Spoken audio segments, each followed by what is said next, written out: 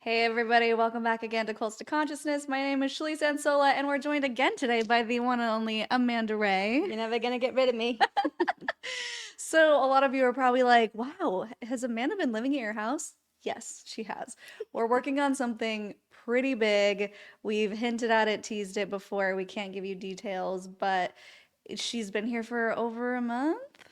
Ye- Has Has it been a month? it's been more than a month, I think. Yeah, over a month. I've, or we're approaching that. And more time to Yeah. go. So the funny thing, well, it's not the funny thing, but when you're with somebody who's left a cult and you're working on something cult related, a lot of topics get brought up, and then we're like, let's write that down. We should do a live about this. And so this is one of those topics that kind of came up naturally in discussion, and we realized that we should probably broadcast it because there will probably be people who resonate with it, who can understand what we're talking about, and maybe we can give some clarity around some of those things. Not that we're experts, but we're gonna But yeah. try.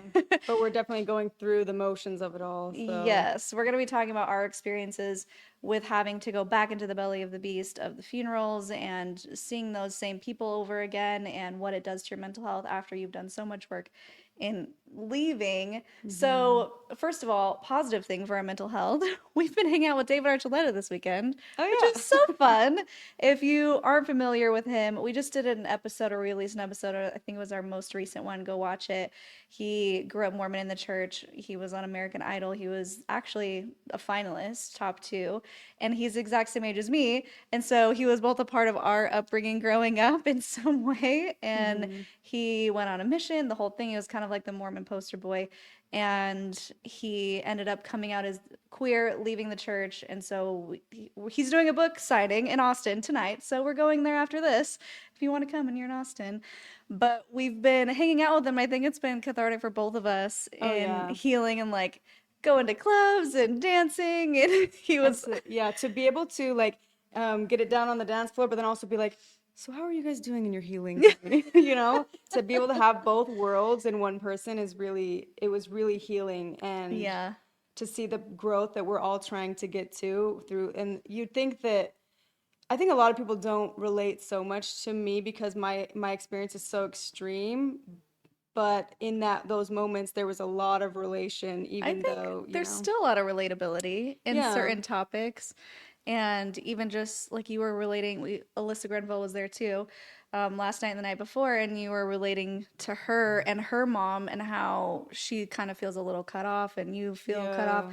So, I mean, I don't want to talk too much about Alyssa's story, but all of that to say, it's been an awesome weekend. So, if you're in Austin and you want to go check out the book signing, David Archuleta's tonight. Yeah.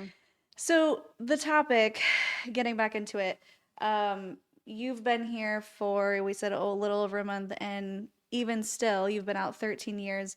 You've been going through some healing, and I guess I wanted you to talk about your experience so that people understand that it's not this linear, like you leave a cult and things get better and better and better and better, but and then you're fine. Yeah. Well, and I think a lot of when I was on Escape and Polygamy, a lot of people were saying, "Oh, well, they still say it, like, so glad you're free, so glad you got out, so glad you're finally, living the life that you want," which is all true.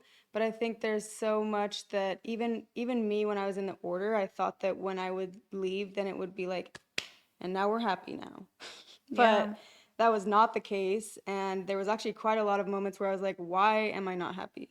I just lost everything.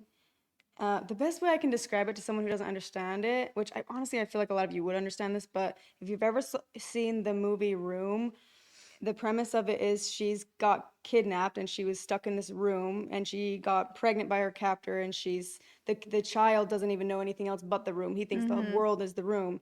And she finally escapes, right? After years of all of this abuse, she escapes. And my mom actually watched that so my mom escaped on Escape and Polygamy, and then she went back. And in the time that she had escaped on Escape and Polygamy, I showed her that movie. I was like, look at this movie, thinking it would inspire her. But it showed the harsh reality of after that woman left, she was like suicidal. She was like having a really hard time with all the trauma. And my mom watched that and she was like, well, why can't she just be happy?